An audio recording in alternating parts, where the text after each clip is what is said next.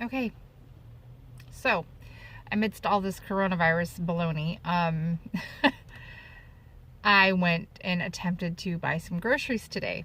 Um, I managed to find a really good deal on meats and a couple of veggies, but I found myself paying quite a bit for fresh produce today. It's almost like the prices have gone up and you're only allowed to take so much. So I was able to get enough food, and so it's not like we're lacking food and we're not definitely hoarding food. But the fact that the prices went up, I usually, like in one store alone, I spent $60 on groceries that would have ordinarily cost me about $45. And just the price of hamburger went up like $1.50 a pound. Milk prices have gone up a bit. Um, it's just frustrating. I paid $5.50 each per cabbage because my family likes cabbage in some of our dishes. But to balance all that out, though, I was able to find really good prices in like on hamburger and ground sausage and chicken and things like that. So I mean, it kind of, I guess it balances itself out, but I'm so frustrated because I still would love some cheese. There is no cheese to be had.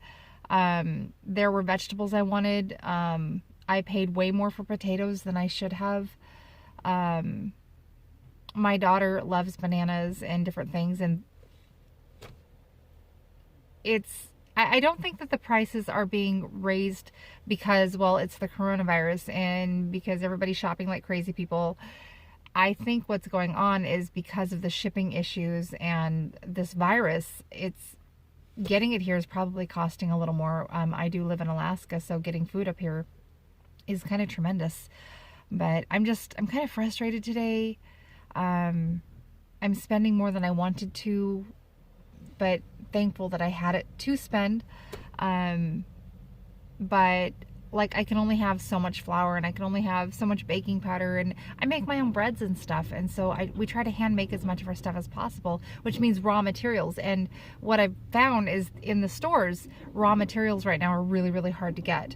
My son had to go out and find me a can of baking powder the other day, and he was able to find one can of baking powder. It's like, oh my gosh, that'll last me like 2 weeks, right? But so I've been trying to find out when the shipments come in and for different things. And there's a great big fat, look at that. Oh my goodness. That's a raven.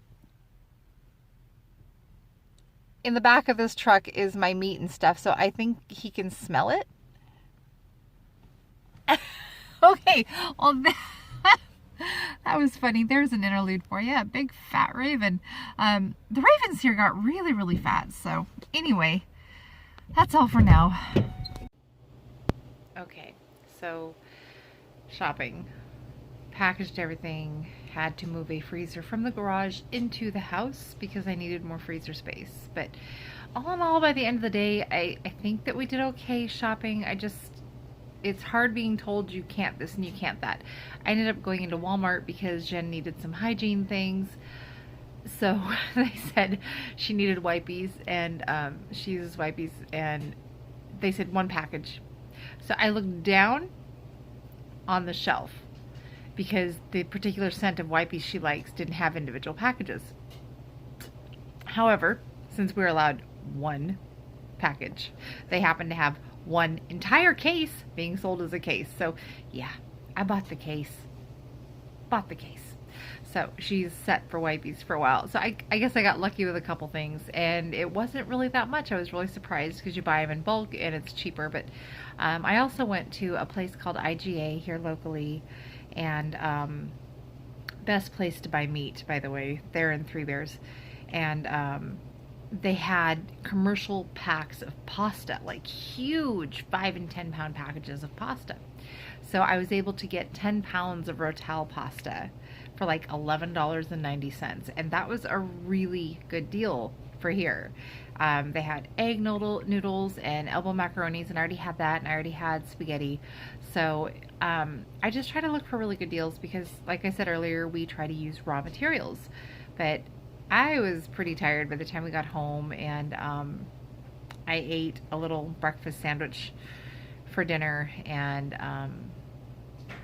I'm just really not that hungry. I was starving earlier, but you know how you feel like you're super hungry and then you eat a little something, you're like, gosh, I wasn't as hungry as I thought.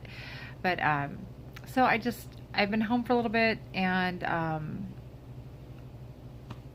just done with this virus. I'm done with prices, and I'm done with all of it.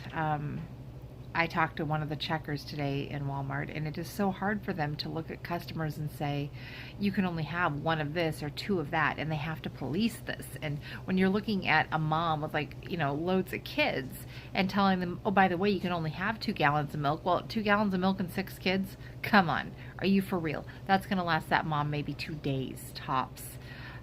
So it's easier when you can go to town and you buy stuff like us. We shop and we buy a month's worth of stuff at a time, is what I prefer to do. And then refresh, the fresh milk and the fresh fruits and vegetables as we need them. But I live pretty far out of town, especially in the winter. Nobody wants to drive to town all the time, every few days. No one wants to do that. So in Alaska, we like to shop in bulk if we can. And then you just bring it home. You're set for a few weeks, no problem. But with this thing where they're monitoring what people are buying, we can't do that. And so with my husband working in town, he gets off work at like 10 o'clock. Well, now the stores are closing early. Our stores used to, like, one of them would stay open around the clock. Nothing. Everything is closing down so early now, and a lot of the shops are closing, and so he's unable to get to the store. So it's going to make getting supplies a little tricky. Personal hygiene things were difficult to buy today. We got very fortunate because they literally had 2 left. That was all that was on the shelf, and it just happened to be what we need. So we got really blessed there. I needed plastic wrap and aluminum foil and things like that, and I was able to get one. And so when I run out, I'm going to have to go and rebuy instead of, buying 2 or 3, and then I have this drawer that I keep all that stuff in. But I'm just going to have to shop a little more frequently. So what I did was I set some money aside for the replacing of the items as we run out, and then that's a matter of if I can get them. And so that's going to be the tricky bit, is can we get them? And then Anchorage was just put on lockdown as of 10 o'clock last night. So they're saying, well, unless you absolutely have to go out, you need to stay in. The mayor called it a hunker down policy. I don't know. I just think that's putting it too softly if you expect people actually to follow the rules. But our mayor hasn't done anything, but of course the CDC, the World Health Organization, and our president and everyone else saying, quarantine yourself, stay in, don't leave unless you have to, social distancing and all this other stuff. But it's really hard. So in order for Jen even just to visit a friend today, she was met at the door with hand sanitizer. She had to shower before leaving the house, go straight there, was met at the door with hand sanitizer, had to strip off of her outer clothing in the garage before she was allowed in the house. And then coming home, she had to do the same thing. She had to go straight to her room. All of the clothing she had on had to go straight into the wash, and now she's in the shower, and we're having to contain as we go. So it's frustrating all the way around. But I think in this, people need to learn to pray. People need to take illnesses seriously.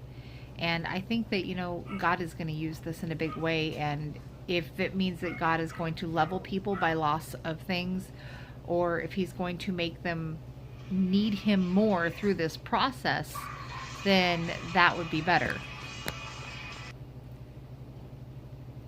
There are instances in the Bible where God says, if I withhold the rain, don't let it rain, and we have all these forest fires, or he allows locusts upon the land, which is in fact happening in Africa right now, and half of Australia is on fire because God is withholding the rain.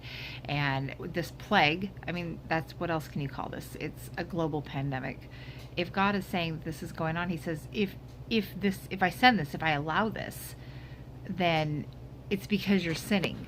And in 2 Chronicles 7:13-15, more specifically 14 and 15, he says, if my people who are called by my name would humble themselves and pray and seek my face and turn from their wicked ways, then I will hear from heaven and heal their land. And I might have messed that up a little bit, but that's the general gist of it, is if we are doing something where God has to physically remind us, hey, you're out of line, then I think the only thing at this point is going to be that we pray and we ask God's forgiveness, and we, hunker down closer to God. I mean, if we have to have a hunker down order, at least, take the one God's issuing, because it may be what saves us. But this isn't funny. It's not a joke. And I'm getting really irritated with all the stupid memes that's belittling the situation on Facebook. So I don't know. People are actually dying from this. And if this is what it takes to get people to cry out to God, I don't know for a fact that's what's going on, but it just seems like this is literally a situation of biblical proportion. God's the answer. Anyway, I'm not going to preach at you, but it's just definitely something I think about. But hopefully this will be over soon. Hopefully you and your family are well, and forgive the pajamas because it's the end of the day and I don't care. Anyway, love you guys. Have a good night.